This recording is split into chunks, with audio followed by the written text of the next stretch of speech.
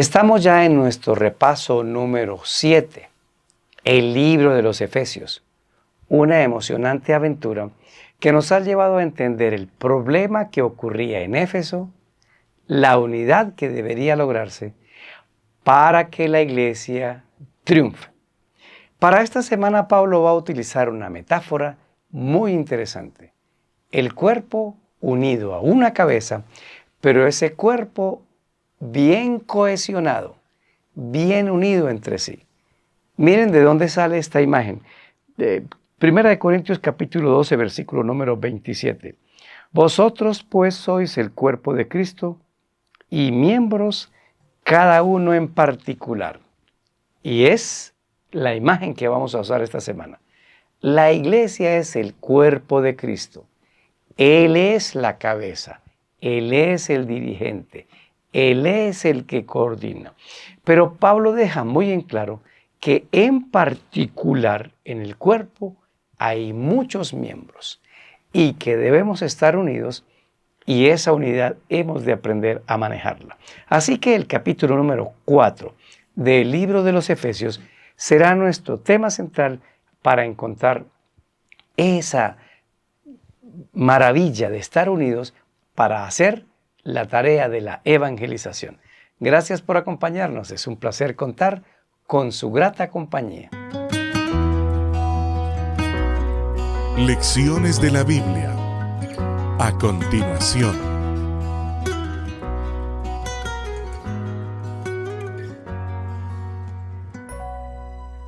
Bienvenidos a Lecciones de la Biblia, un espacio para estudiar y entender la palabra de Dios.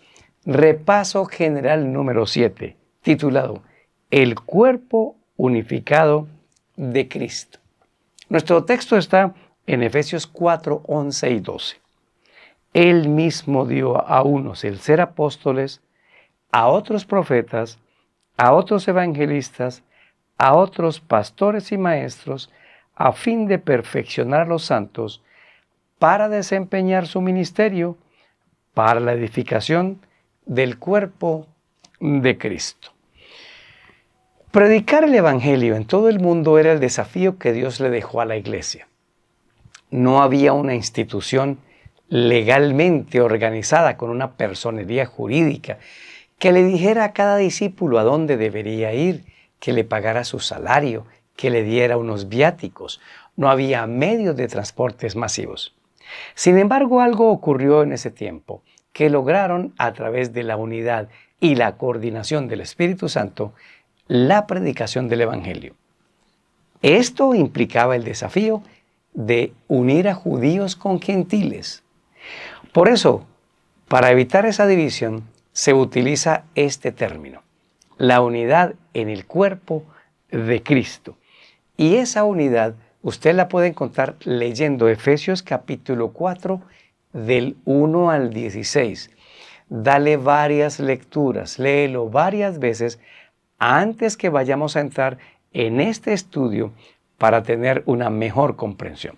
Hoy lo vamos a dividir en 4 partes y la primera la titulamos Testimonio. Si queremos mantener la unidad, si queremos tener poder para llevar el evangelio a otras personas, Pablo comienza del Efesios 4, del 1 al 3, a delinearnos un elemento básico, dar testimonio, ser como una carta en la que otros pueden leer. Leo de Efesios 4, del 1 al 3.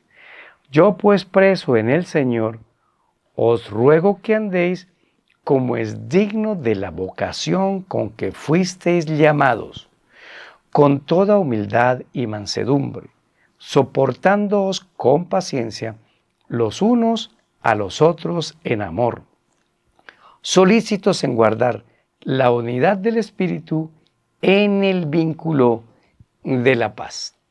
Palabra clave, deben caminar, deben andar, deben comportarse con una dignidad tan alta como la vocación con la que ustedes fueron llamados. ¿Qué es esa vocación? Es ese sentir que Dios pone en nuestra vida a través del Espíritu Santo para la predicación del Evangelio. No seguimos a cualquier persona en el mundo. No vamos detrás de unas creencias cualquiera. Seguimos a Cristo Jesús con una fe, con unas creencias sólidas, establecidas. Trabajamos para el Rey del universo. Vivimos para Él. Aquí hay una separación mental terrible. Entonces consideramos que mi trabajo va por un lado y la vida mía religiosa de la vocación va por otro lado. Eso no es así. El Señor te permitió ser un profesor en un colegio porque esos alumnos y los compañeros de trabajo son tu iglesia. Dios te permitió tener un consultorio donde hombres y mujeres ingresan a Él durante el mes con el fin de compartirles el amor de Cristo. Eres un comerciante, eres un empresario. Todos tus empleados, todo lo que está a tu alrededor, eso es tu iglesia, es tu trabajo para el Señor. De ahí viene la palabra vocación. Pero para cumplir con esa vocación debemos tener algunos elementos claves para poder dar testimonio de que Cristo mora en mí. Un testimonio es humildad. Humildad, porque reflejamos a Jesús. Yo puedo tener muchas cosas, muchas cualidades, muchas capacidades, pero ¿qué? ¿Para qué? ¿Para mi orgullo? Absolutamente no. Para el servicio de Jesús, y eso se llama humildad. También menciona la mansedumbre. ¿Qué es la mansedumbre? Es la capacidad de servir al otro con amor. No me importa que yo sea el dirigente. Yo puedo tomar una escoba y barrer. Yo puedo echarme las cajas encima. No, pero nos volvemos tan finos que se nos olvida el servir a los demás. Así que Pablo echa mano de estos elementos. La vocación y la humildad y la mansedumbre. Pero sobre todo dice, sopórtense unos a otros. ¿Qué es esto de sopórtense? Mira esta palabra, tolerancia. Es la capacidad de entender al otro y que él me entienda a mí y nos llevemos bien a pesar de nuestras diferencias. No intentar cambiar al otro con mis esfuerzos. Es que Dios me cambie a mí a través del poder del Espíritu Santo y pueda cambiarlo a él a través de mi testimonio por el poder del Espíritu Santo. Trabajamos mucho en el cambio conductual de las personas. Creemos que llevar el Evangelio es que la persona deje de beber, empiece a guardar unos mandamientos y empiece a comer de cierta forma. Eso no es así. Llevar las personas a Cristo es nuestro deber. Es lo que tenemos que hacer nosotros.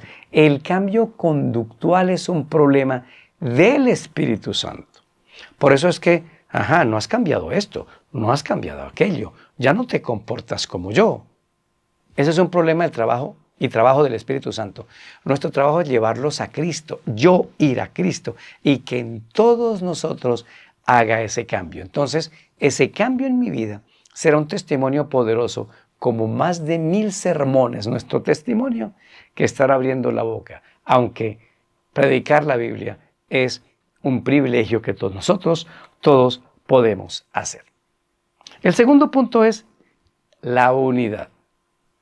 Eso está en Efesios capítulo 4, del 3 al 6. Solícitos en guardar la unidad del Espíritu en el vínculo de la paz. Un cuerpo y un espíritu, como fuisteis llamados en una misma esperanza de vuestra vocación. Un Señor, una fe, un bautismo, un Dios y Padre de todos, el cual es sobre todos y por todos y en todos. Hablar de la unidad es bien interesante porque no es una unidad en criterios, en comportamientos, sino es una unidad en actitudes. Pablo deja muy en claro que esta unidad reconoce a alguien que lidera, el que dirige y el que manda. Y eso está en el versículo número 6. Dios que está sobre todos, por todos está por encima de todos. Esa unidad solo se logra cuando vamos a Cristo, no cuando intentamos lograr que todos coman, se vistan y actúen de la misma manera. Y cuando vamos a Cristo, encontramos a nuestro hermano, a nuestro vecino, a nuestro colega, parecido a Cristo, parecido a mí, y eso nos proporciona la unidad. En los videos diarios de esta semana vamos a ampliar este asunto, pero Pablo habla de 7-1 en esta unidad. ¿Por qué hay que estar unidos? Porque dice, miren, es un mismo espíritu, es un mismo Señor, hablando de Cristo. Es una fe como creencia o fe como poder que actúa en mí. Un bautismo, porque hay una sola forma de bautizarnos, no que una sola vez se bautice en la vida, sino una forma correcta de bautizarnos. Un Dios y Padre que es por todas las cosas. Y finalmente habla de una misma esperanza. ¿En qué deberíamos estar unidos? Deberíamos estar unidos en nuestros principios y no en las normas. Los principios es lo que Dios ha establecido aquí en su palabra y nunca cambian. En cambio, las normas pueden cambiar. Voy a poner un ejemplo. Mis 2 hijos estaban pequeños en casa, así que ellos tenían que someterse a su papá, pedir permiso para salir e informar a dónde iban, y yo les ponía la hora a la que deberían llegar. Esa era la norma. ¿Cuál es el principio debajo de la norma? 2. 1, el respeto hacia sus padres. Y 2, los queremos proteger. El principio se sigue manteniendo. Mis hijos se hicieron adultos, no viven con nosotros y mantienen los mismos principios. Nos respetan y nosotros los queremos proteger. Y echan sus llamadas telefónicas para decirnos cómo están, cómo van, pero la norma cambió. Ahora no los tenemos que monitorear todo el tiempo. ¿A dónde vas? ¿Quiénes son tus amigos? Porque ya lo aprendieron. El principio se mantuvo. La norma cambió. Eso pasaba en la iglesia de Éfeso. Las normas ceremoniales establecían unos comportamientos de ir al santuario para celebrar algo que estaba en el futuro que se llamaba el sacrificio de Cristo. Esas eran las normas. Llevar el cordero, circuncidarse. Hoy muchos pueden circuncidarse por salud. Eso está bien, pero no como una forma de decir, me tengo que circuncidar para que Dios me acepte. Esas normas, vimos en el tema pasado, caducaron, cambiaron, no las normas de los 10 mandamientos, sino las normas de la ley de Moisés, de Deuteronomio 31, 24 al 26, que daban las leyes del santuario. Pero el principio se mantenía. ¿Cuál? Tenemos un cordero que es Cristo, a quien amamos y seguimos. Hemos de tener mucho cuidado, porque nosotros queremos establecer normas todo el tiempo que pueden cambiar sin deteriorar los principios. Esto es tan delicado que lo mejor es mantener una comunión con el cielo, que Dios nos vaya diciendo a todos, que no solamente nos haga sentir, sino que lo afirmemos en la palabra de Dios. Pero eso de ponerse uno, ser la norma y la conciencia de todo el mundo, eso es satánico. Yo no puedo ser la conciencia del otro. El Espíritu Santo actúa en la conciencia de cada persona. Pero eso sí, los principios y las normas deben llevarnos a algo fundamental. Hágase todo decentemente y con orden, porque lo que estoy diciendo no nos habilita para decir ahora, cambiemos todas las normatividades que tenemos en el comportamiento de la iglesia, porque crearíamos un caos y un desorden. Así que la unidad es en los principios, en Cristo Jesús, y no en la normatividad, manteniendo un equilibrio entre estas dos partes. Vamos al punto número 3, el triunfo. Como nos está hablando de la unidad, esa unidad requiere un poder que cohesione, un poder que una a la iglesia. Hemos de recordar que aquí el término iglesia no es un corporativo, no es el templo, sino se refiere a las personas que invocan el nombre de Dios, aceptan a Jesús como su Salvador personal, quieren hacer su voluntad predicando el Evangelio. Esa era la iglesia del tiempo de Pablo en los Efesios. Esa iglesia, como son muchos miembros con muchas formas diferentes de pensar, entonces lo que hizo el Señor fue buscar un poder que la una y la mantenga amarrada, pues es el poder del testimonio de Cristo. Eso lo encontramos en Efesios capítulo 4, del 7 al 10. Pero a cada uno de nosotros fue dada la gracia conforme a la medida del don de Cristo. Por lo cual dice, subiendo a lo alto llevó cautiva la cautividad y dio dones a los hombres. Y eso de que subió, ¿qué es? Sino que también descendió primero a las partes más bajas de la tierra.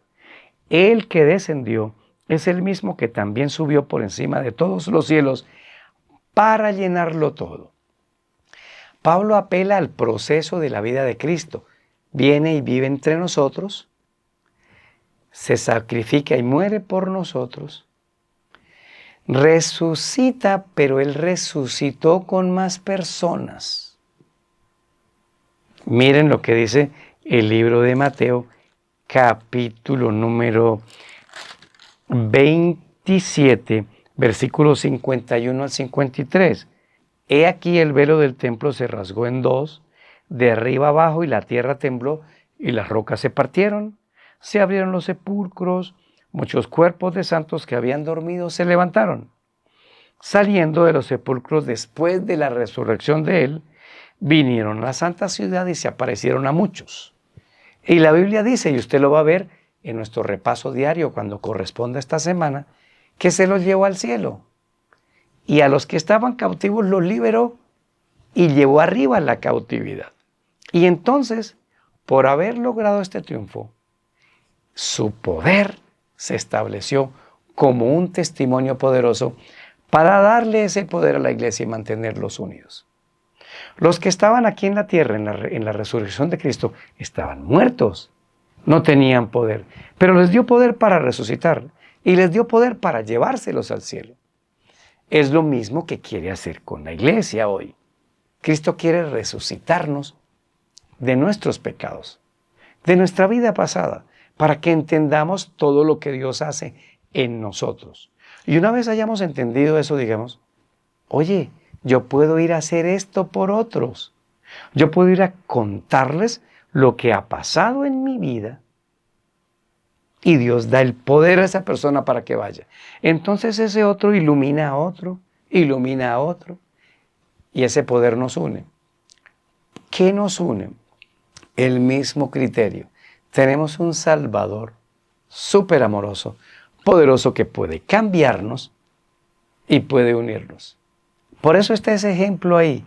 El triunfo de Cristo nos une. Si Él pudo, todos nosotros también podemos. Por eso debemos mantenernos en la unidad en Jesús. De otra forma no lo vamos a lograr. Y el punto número 4, los dones. Miren, para mantener la unidad necesito resucitarlos y que ustedes vean mi poder.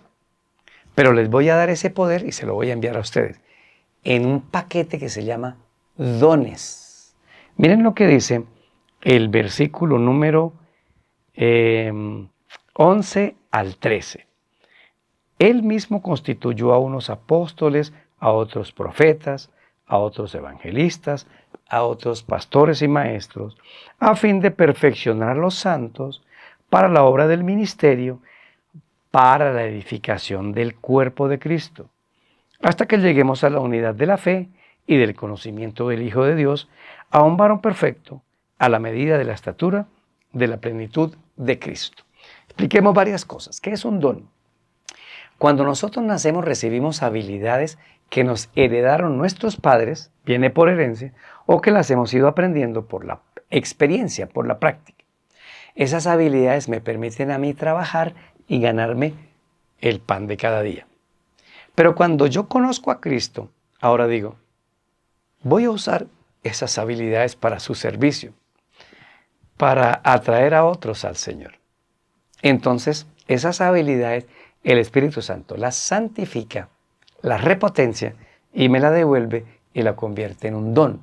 Entonces, el empresario que es capaz de dirigir una empresa, viene y usa todo ese poder que Dios le dio para hacer crecer la iglesia. ¿Saben que eso no se parece? Los empresarios, los comerciantes, los vendedores, los profesores hacen un trabajo estupendo en la semana. Pero cuando es el servicio para Cristo en la iglesia, estamos cansados, no usamos el mismo talento y de verdad, se lo digo de verdad, esa habilidad que usan para su trabajo diario no se parece en mucho al servicio que dan en la iglesia. Qué pena y qué tristeza. Necesitamos decirle, Señor, convierte mis habilidades en un don. Aquí yo estoy, te las entrego.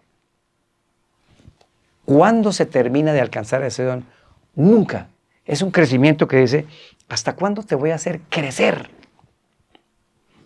Despertarte, subir en conocimiento para que me ayudes, dice el Señor, hasta que llegues a la estatura de Cristo. O sea, nunca tendremos un constante crecimiento.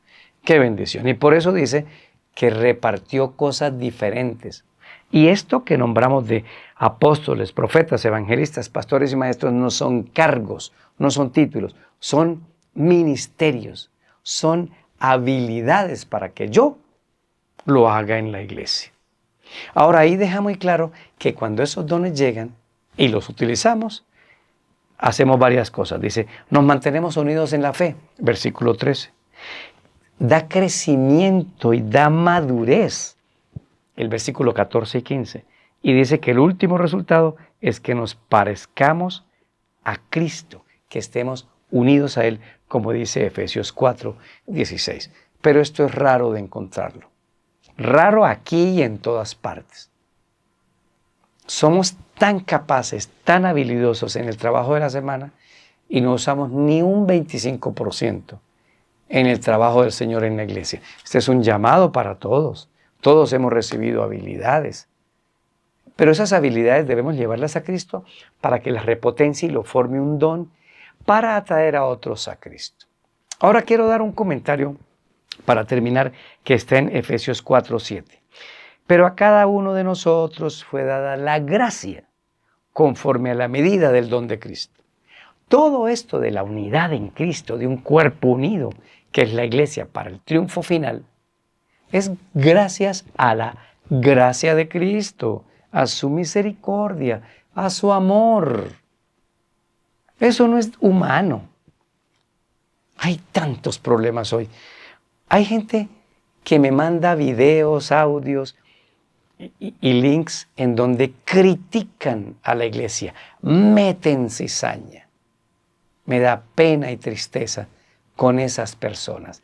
Viven amargadas de una institución llamada la iglesia y cuando terminan es atacando al cuerpo de Cristo, porque al final todos los que estamos en esta institución somos miembros individuales de Cristo. Hay revistas que se han especializado en tomar una noticia y ponerle un poquito de verdad, mucha especulación, mucha mentira y los escándalos de la iglesia como institución. Si la institución va a desaparecer, la iglesia como institución es un accidente. Pero la iglesia somos nosotros, el cuerpo de Cristo. Evite estar mandando en cadenas todo eso. Evite seguir a aquellos que alimentan la división. No los alimente a ellos. Crean división, viven amargados, no se centran en Cristo y tienen canales para lucrarse económicamente. Que Dios nos ayude, de verdad que Dios nos ayude. Pero eso de estar golpeando el cuerpo de Jesús, pues yo no puedo ocultar una realidad con los defectos que tenemos como institución o como corporación. Pero lo que sí debemos resaltar es que finalmente Dios se va a quedar con un remanente, con personas. Él las va a dirigir. Y si no nos dejamos dirigir hoy, Él va a tomar el control. Entonces, ¿cuál es el afán de destruirlo si el diablo es el que se va a encargar de todo eso? O el mismo Dios se va a encargar de todo eso. No destruyamos, construyamos. Gane gente. Hay algunos que se dedican, nunca ganan un miembro nuevo a la iglesia. Vienen y toman los miembros de la iglesia y los engañan, les meten cizaña, les meten amargura. Y el mismo sistema de diezmos que critican se lo llevan ellos, sin ningún control. ¿Quién los controla? ¿Sí ven? Construyamos. en el nombre de Jesús, porque el cuerpo debe permanecer unido para el gran triunfo que es colocar a Cristo en cada corazón, en cada mente, y en eso sí tenemos que mantenernos unidos. Oremos. Padre bueno, ayúdanos a la unidad, ayúdanos a no dejarnos engañar, ayúdanos a sembrar trigo y no cizaña, para que se logre el triunfo en tu iglesia, en el remanente final. En el nombre de Jesús. Amén. Soy Daniel Herrera y deseo para todos un día lleno de bendiciones.